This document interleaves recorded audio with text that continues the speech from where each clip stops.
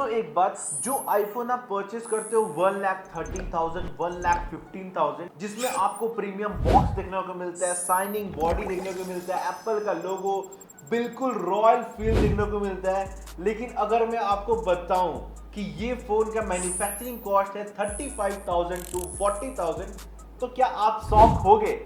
तो दोस्तों आज की इस वीडियो में हम यही समझेंगे कि आईफोन का रियल मैन्युफैक्चरिंग कॉस्ट क्या है एंड बाकी का पैसा क्या आईफोन सिर्फ प्रॉफिट कमाता है या फिर सच कुछ और ही है। सो हेलो दोस्तों, स्वागत है आप सभी का टेक बाइट के शो में। तो अगर आपको मेरा कंटेंट पसंद आता है तो प्लीज इस चैनल को सब्सक्राइब कर दो, वीडियो को लाइक कर दो एंड हाँ, हाइप बटन दबाना मत भूलना। चलो बात करते हैं आईफोन 17 प्रो का रियल मैन्युफैक्चरिंग कॉस्ट का। तो आज का टॉपिक काफी इंटरेस्टिंग है उन लोगों के लिए जो लोग बोलते हैं कि आईफोन बहुत एक्सपेंसिव होता है या फिर हर साल एक नया फोन आता है एंड लोग बोलते हैं इतना महंगा क्यों लेना चाहिए इतना महंगा फोन। तो आज इसी रियल रीजन समझेंगे कि ये मैन्युफैक्चरिंग कॉस्ट सिर्फ 35,000 होने के बावजूद आईफोन 17 प्रो 1,30,000 का क्यों सेल होता है। तो सबसे पहले मैं एक कंफ्यूजन क्लियर कर देता हूँ। मैन्युफैक्चरिंग कॉस्ट का मतलब ये नहीं होता जो आप शोरूम में जाकर के पे करते हो। इसका मतलब होता है इसका कंपोनेंट, जैसे स्क्रीन, बॉडी, कैमरा, सेंसर, ये सारी चीज कंपोनेंट मिलकर के एक फोन बनता है। अगर इसका सिंपल एग्जांपल लोगे तो अगर आप सब्जी खरीद के लेके आते हो, घर में बनाते हो, तो उसमें बहुत सारे इंग्रेडिएंट लगता है, गैस लगता है, आपका मेहनत लगता है, तो वो चीज़ सस्ता होता है। वही सेम चीज़ जब आप रेस्टोरेंट में जाते हो तो आपको थोड़ा महंगा पे करना पड़ता है। लेकिन इसका मतलब ये नहीं है कि वो चीज़ बहुत ज़्यादा एक्सपेंसिव है। उसके पीछे वहाँ पर उसका सर्विस इन्वॉल्व होता है, रेंट इन्वॉल्व होता है, ब्रांड इन्वॉल्व होता है, एक्सपीरियंस इन्वॉल्व होता है, बहुत सारे चीज़ इन्वॉल्व होते हैं। बिल्कुल वही लॉजिक आईफोन के साथ भी होता है। सिर्फ मैन्युफैक्चरिंग कॉस्ट डिसाइड नहीं करता फोन का प्राइस क्या होने वाला है। तो अब बात करते हैं इसका एक्चुअल मैन्युफैक्चरिंग कॉस्ट कितना है। तो काफी सारे टेक एक्सपर्ट जब इस फोन को डिसमेंटल किए एंड इसके पार्ट वाइज अलग किए तो इस फोन का एक्चुअल प्राइस निकल के आया जो कि मैन्युफैक्चरिंग कॉस्ट है। अब आईफोन 17 प्रो का मैन्युफैक्चरिंग कॉस्ट निकल के आता है $400 से लेकर के 450, मतलब इतना पैसा लगता है इस फोन को असेंबल करने में। और अगर मैं सिंपल इंडियन करेंसी में बताऊं तो 35,000 टू 40,000, मतलब ये फोन जब मैन्युफैक्चर होकर फैक्ट्री से बाहर आता तो इसका एक्चुअल कॉस्ट होता 35,000 टू 40,000।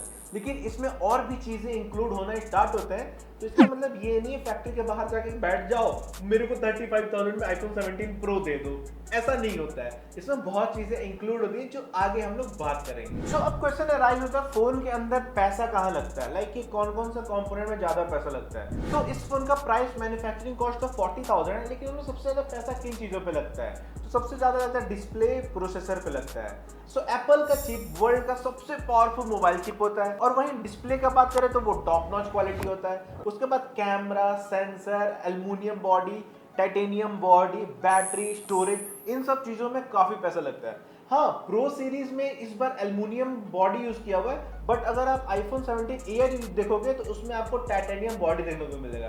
देन उसके बाद जो वर्कर असेंबल करते हैं उनका कॉस्ट, फिर वहां पर आपका फोन बनकर रेडी हो जाता है एंड टोटल सिर्फ फोन का मैन्युफैक्चरिंग कॉस्ट होता है 40,000 प्लस लेबर कॉस्ट। सो अब क्वेश्चन अराइज होता है कि 40,000 का फोन 1,30,000 क्यों? क्या एप्पल यहां से 90,000 प्रॉफिट जनरेट करता है?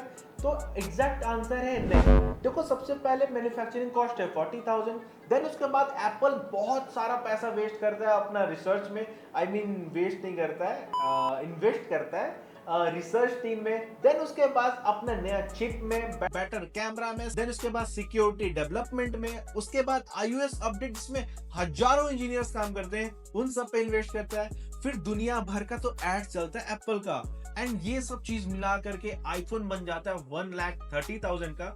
हाँ, इसमें प्रॉफिट तो डेफिनेटली होता होगा, बट इन सब चीजों के बावजूद भी एप्पल बहुत ज्यादा प्रॉफिट तो जनरेट नहीं कर पाता है। देन उसके बाद एप्पल अपना स्टोर मेंटेन करता है। इंडिया में अभी बेसिकली 3 है, एक नोएडा में, एक मुंबई में, एक बैंगलोर में, और भी बहुत सारा खुलने वाला है। बेसिकली मैं सिर्फ इंडिया का बता रहा हूँ, वर्ल्ड में बहुत ज्यादा है। देन उसके बाद कस्टमर सर्विस, वारंटी होता है, और हाँ, सबसे बड़ा बात, गवर्नमेंट जो टैक्स लेती है वो तो सबसे बड़ा पार्ट होता है। इन सब के बाद आई थिंक थोड़ा बहुत 20-30 हजार अगर बचता होगा तो वो जाता होगा एप्पल का प्रॉफिट में, एंड टू बी रियल मेरे को थोड़ा सा ज्यादा ही बचता होगा, 30-40 हजार बच जाता होगा शायद। देखो, इसका कोई एग्जैक्ट नंबर नहीं है, बट हाँ, एप्पल प्रॉफिट तो काफी कम कमाता है, सर्विस से ज्यादा कमाता है। तो अगर देखा जाए तो टेक्निकली एप्पल आपको बेच क्या रहा है, क्या आपको पता है? मैं आपको बताता हूँ एप्पल आपको क्या चीज बेच रहा है। तो सबसे पहले वो आपको स्मूथ सॉफ्टवेयर बेच रहा है, लॉन्ग अपडेट। अगर आप iOS यूजर हो और अगर 6 साल 7 साल आप फोन यूज करना चाहते हो तो आप डेफिनेटली आप कोई भी फोन यूज कर सकते हो। मेरे घर में ऐसे बहुत लोग हैं जो अभी भी आईफोन 12 यूज कर रहे हैं, जो 2019 या 2020 में लॉन्च हुआ था, अभी भी उस फोन में अपडेट आ रहा है। देन उसके बाद ब्रांड वैल्यू इनसेन, एप्पल का ब्रांड वैल्यू तो बहुत ज्यादा है। देन उसके बाद सिक्योरिटी, अगर तुम रिच पीपल के हाथ में फोन देख रहे हो एप्पल का, तो इसका सिंपल से यही मतलब है कि वो एक सिक्योरिटी पर्पस है। देन उसके बाद गेमिंग इनसेन टॉप नॉच, मतलब तुम हाँ इससे कंपीट तुम कर सकते हो सैमसंग का अल्ट्रा सीरीज, बट उसके बाद अगर तुम कोई सा भी एंड्रॉइड लेकर के आ जाओ, वो आईफोन का टक्कर में गेमिंग आपको प्रोवाइड नहीं देगा। एंड इसी वजह से आईफोन का प्राइस हाई है। ये सिर्फ आपका स्पेक्स डिसाइड नहीं करता है कि फोन का प्राइस क्या है, ये सारे एक्सपीरियंस, ये सारे चीजें, ये सारे अपडेट, ये सारी चीज डिसाइड करता है कि एप्पल क्यों इतना एक्सपेंसिव है। टू बी रियली ऑनेस्ट, इसका प्राइस ही इसका प्रीमियम फील कराता है। अगर ये 50, 60, 70,000 का आ जाएगा तो ये उतना प्रीमियम नहीं हो जाएगा एंड इसका क्रेज कम हो जाएगा, मेरे को ऐसा लगता है। आपको क्या लगता है कमेंट करके बताओ। सो चलो दोस्तों, ऐसे ही आपको रियल ट्रूथ टेक वीडियो देखना पसंद है तो प्लीज इस चैनल को सब्सक्राइब कर दो, वीडियो को लाइक कर दो एंड हाँ, हाइप बटन दबाना मत भूलना, बहुत हेल्पफुल होता है क्रिएटर के लिए। तब तक के लिए स्टे स्मार्ट, स्टे अपडेट।